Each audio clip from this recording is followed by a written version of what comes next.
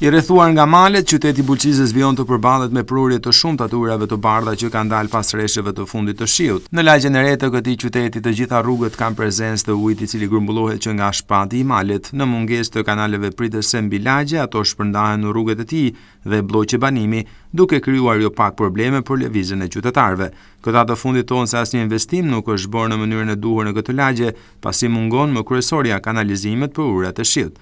Sa herë ka rreshë shirash apo kur në mal shkrimbora, ujërat që rrjedhin lirshëm përfundojnë në rrugët e qytetit, ku jo vetëm bëhen pengesë për lëvizjen e këmbësorëve, por edhe shkaktojnë dëme.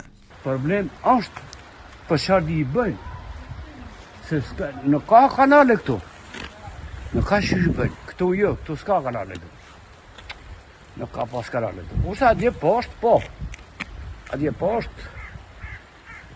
Edhe shiko ato ndërtesat që janë vonë fush. Unë ku bëjë shtëpi me gjeologjik atë.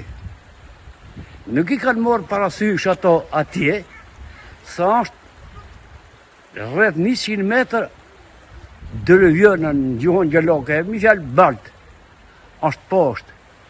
Edhe janë vonë gabimisht.